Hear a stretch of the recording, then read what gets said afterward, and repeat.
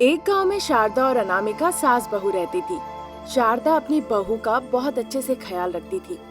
अनामिका का पति का नाम था रमेश। रमेश की एक एक्सीडेंट में मौत हो गई थी। तब से घर में सिर्फ सास और बहू ही रहती थी। इसीलिए गांव के लोग उनके साथ बहुत सम्मान से पेश आते थे और बिना उन्हें परेशान किए हुए उनके साथ अच्छा बर्ताव भी करते थे। साथ ही ये भी देखते थे ताकि उन्हें किसी तरह की समस्या ना हो। उस गांव के प्रधान रविंद्र जी उन्हें आजीविका ढूंढने में मदद भी की। अब जब गांव वालों ने उन्हें इतनी मदद की थी, सास बहू भी चाहती थी उसके बदले कुछ करना। अनामिका की एक विशेषता थी, उसके दोनों पैर बड़े ही लंबे लंबे थे। इस वजह से लोग उसे थोड़े अलग तरीके से देखते थे। अरे बाप रे, कितनी गर्मी बढ़ गई है। अगर ऐसी ही गर्मी बढ़ती रही तो हम तो बर्दाश्त नहीं कर पाएंगे। गांव में तो कम से कम यहाँ पेड़ है, इसीलिए थोड़ी ठंडक भी है। लेकिन शहर में सासू माँ, लोग तो गर्मी बर्दाश्त नहीं कर पाएंगे।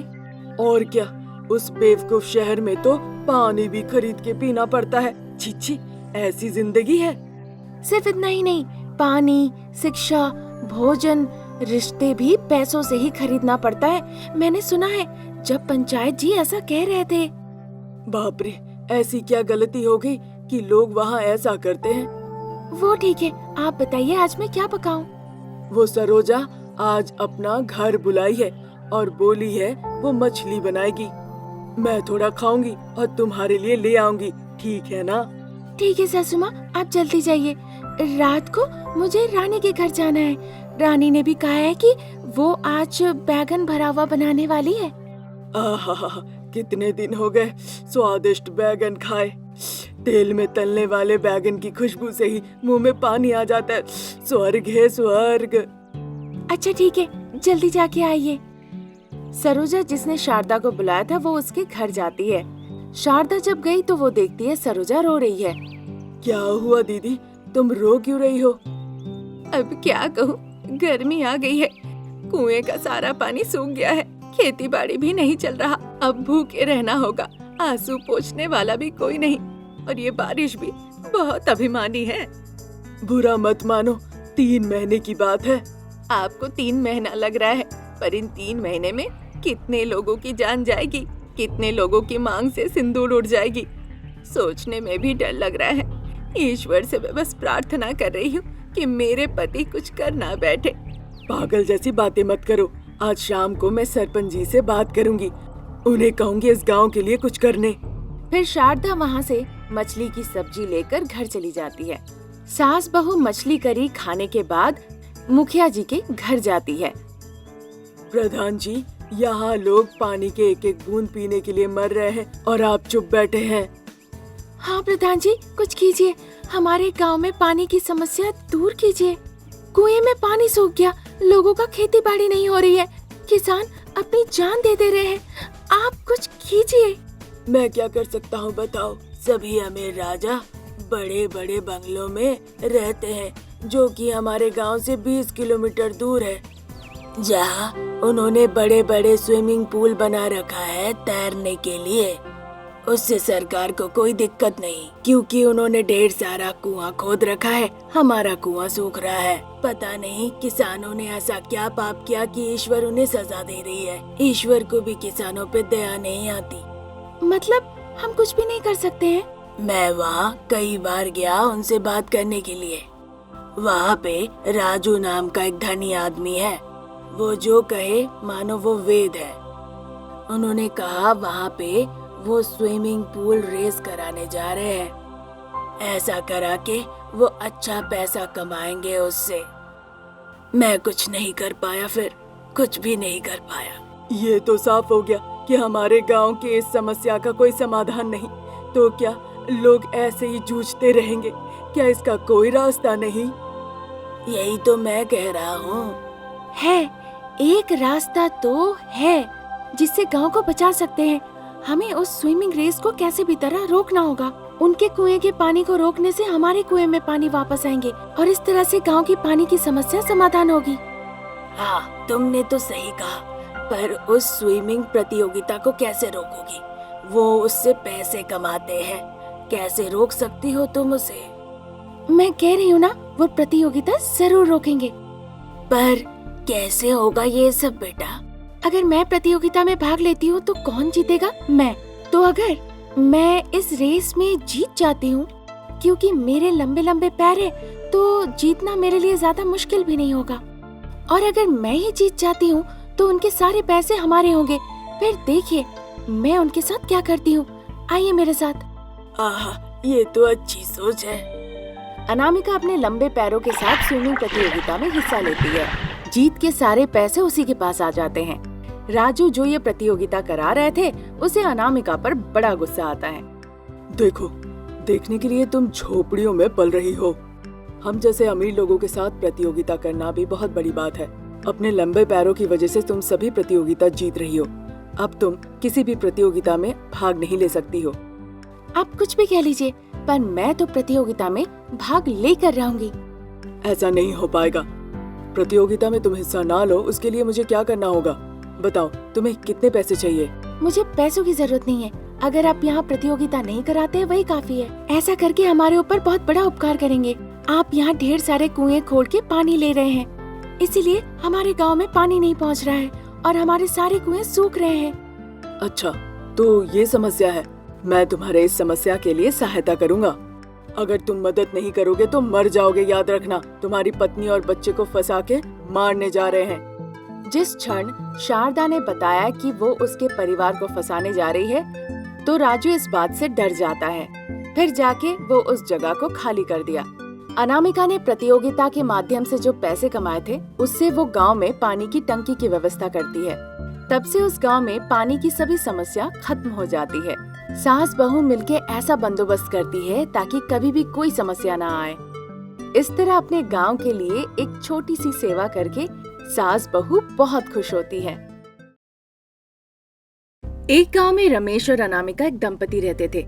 उस गांव में रमेश की माँ शारदा का बहुत अच्छा नाम था, पर अनामिका की वजह से वो सम्मान उनका खत्म हो गया। अनामिका के हाथ हद से ज्यादा लंबे थे और उन हाथों से वो अक्सर डकैती किया करती थी। शारदा को ये बात पता नहीं था, पर गांव वाले उसकी बहू से तंग आकर उसके पास आकर शिकायत करते हैं।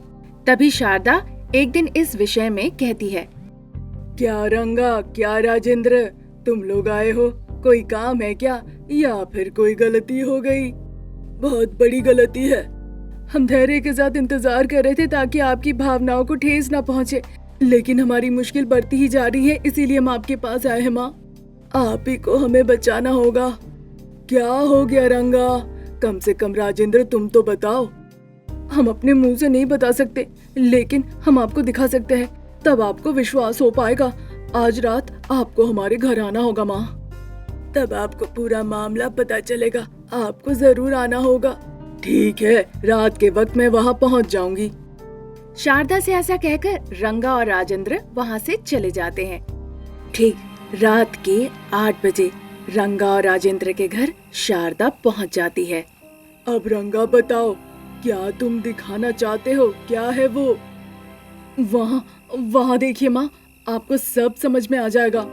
रंगा की बातें सुन के शारदा देखने के लिए मुड़ती है। वहाँ उसकी बहू अपने लंबे हाथों से लोगों के घर के अंदर हाथ डाल के खाना निकाल के खा रही थी। सिर्फ 1 या 2 घरों में नहीं, उसने रसोई से खाना लिया और कई लोगों के घरों में सभी चीजें जो सामने मिला उसे उसने चुरा ली।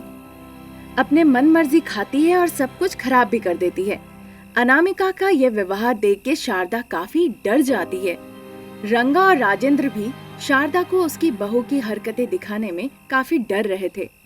इतने दिनों से हम आपको ये बात बताने की सोच रहे थे। हमें लगा आपको बुरा लगेगा, इसलिए नहीं बताया। आपकी बहू की हरकतों की वजह से लोगों को समस्या का सामना करना पड़ रहा है। हम उससे सवाल नहीं कर सकते हैं। कृपया कुछ करे और अपनी बहू की इस हरकतों से बचाए, ताकि आइंदा ये सब ना हो।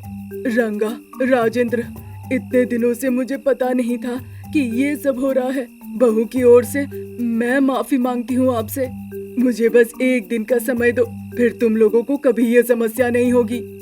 शारदा की ऐसी बातें सुन के रंगा और राजेंद्र बहुत खुश हो जाते हैं। फिर शारदा गुस्से से लाल पीला होके घर लौटती है। घर पर अनामिका थी, लेकिन रमेश खर्राटे लेके सो रहा था। रमेश को नींद से जगा के शारदा ने सारी बातें उसे कही। तुम क्या कह रही हो माँ? मैं तो विश्वास ही नहीं कर पा रहा हूँ। अनामिका ऐसा भी कर सकती है क्या? मुझे भी विश्वास नहीं हो रहा था, पर मैंने अपनी आंखों से देखी, तब जाके पूरा विश्वास हुआ। अब हमें क्या करना चाहिए माँ? इस गांव में गलती करने वालों को सजा देने वाली मैं ही हूँ। मुझे अपनी बहू को भी सजा देनी पड़ेगी। मुझे उसे गिरफ्तार करवाना पड़ेगा। ठीक है माँ, मैं आप ही का बेटा हूँ। आपके तरह ही मैं भी न्याय को साथ देता हूँ। मैं भी देखूंगा अन्याय ना हो। अनामिका को हमें सबक सिखाना ही पड़ेगा। जब रमेश और शारदा ऐसी बातें कर ही रहे थे, तभी इंस्पेक्टर साहब वहाँ आते हैं। क्या हुआ मैडम? आपने हमें फोन करके जल्दी आने के लिए कहा। शारदा उन्हें पूरी कहानी बताती है।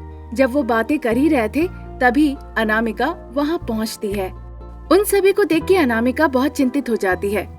अनामिका को देखकर शारदा का गुस्सा उथल के गिरने लगता है। इसे अरेस्ट कीजिए इंस्पेक्टर साहब। इसने मेरे घर की मर्यादा को तोड़ा है। चोरी करने की वजह से जो सबक सिखाना है आप सिखाइए। अरेस्ट करके ले जाइए इसे।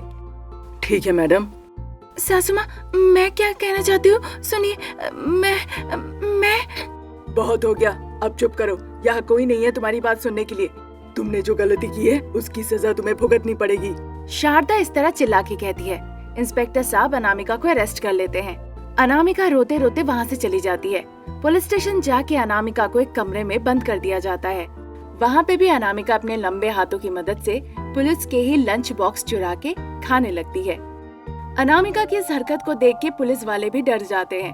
वो समझ गए कि अनामिका को अपने साथ रखना नुकसानदायक होगा, इसीलिए उसे घर छोड़ाते हैं। शारदा मैडम, आपकी बहू के कारण हमें कई परेशानियों का सामना करना पड़ रहा है। हम उसकी वजह से परेशानी में नहीं पड़ सकते। कृपया अपनी बहू को आप खुद ही सबक सिखाएं। इंस्पेक्टर साहब के जाने के बाद अनामिका पर कोई बदलाव नहीं आता। एक दिन वो होटल गई और अपने लंबे हाथों की मदद से वो दूसरों के प्लेट से खाना चुरा के खाने लगी। उस होटल में बहुत बड़ी लड़ाई हो गई। सीसीटीवी कैमरा में अनामिका की चोरी पकड़ी जाती है। लोग आके अनामिका को पत्थर से मारने लगते हैं। तभी भी अनामिका को अकल नहीं आती। अनामिका की व्यवहार की वजह से रमेश को काफी तकलीफ सहनी पड़ी। उस रात वो अनामिका के सामने रोने लगता है। तुम्हारी वजह से सबके सामने मेरा सर झुक गया। तुम जैसी पत्नी के साथ रहने से अच्छा है कि मैं मर जाऊं। मुझे ये जीवन नहीं चाहिए। रमेश आत्महत्या की कोशिश करने के लिए कमरे में जाता है और जाके अपना दरवाजा बंद कर लेता है। अपने पति के इस बर्ताव से अनामिका दुखी हो जाती है। नहीं जी, नहीं नहीं, आप ऐसी बातें मत कीजिए। आप ऐसी बातें कर रहे हैं, मुझे बहुत बुरा लग रहा है। तुम बेकार की साथी हो। तुम मेरे बेटे को मुझसे दूर कर रही हो। तुम खुद तो चैन से बैठ नहीं रही हो और मेरे बेटे को भी रहने नहीं दे रही हो। तुम्हारा नाश हो। अरे कोई मेरे बेटे को बचाओ। अजी सुनते हो? सुनो, मेरी बात सुनो। ऐसी गलती मैं नहीं करूंगी। मैं घर से बाहर नहीं जाऊंगी। हमेशा आपकी बात सुनूंगी। आप बस इस तरह से आत्महत्या मत कीजिए। अनामिका की ऐसी बातें सुन के आंखों में आंसू होने के बावजूद रमेश आत्महत्या नहीं करता है। तब से अनामिका अपने पति और सासू माँ के साथ घर पे अच्छे से रहने लगती है और पसंदीदा व्यंजन बना के खाने लगती है। बिना चोरी किए हुए भी अनामिका को उसका पसंदीदा खाना मिलने लगता है और पसंदीदा खाना खाकर वो मन में बहुत संतुष्ट होती है। बहू का ये बदला हुआ व्यवहार देखकर सासू माँ बहुत खुश होती है। रमेश भी अब से अपनी पत्नी को धीरे धीरे समझने लगता है। जो उसे पसंद आता है उसे खिलाकर उसे खुश करता है। ऐसा तक कि रमेश कभी कभी होटल से, ढाबे से खाना पार्सल ले आकर भी अनामिका को खिलाया करता था। इस तरह से अनामिका का खाना चोरी करने की जो लत थी वो छूट जाती है। बहू का ये स्वभाव देखकर शारदा बहुत खुश होती है और उन दोनों को खुश देखकर रमेश भी खुश होता है।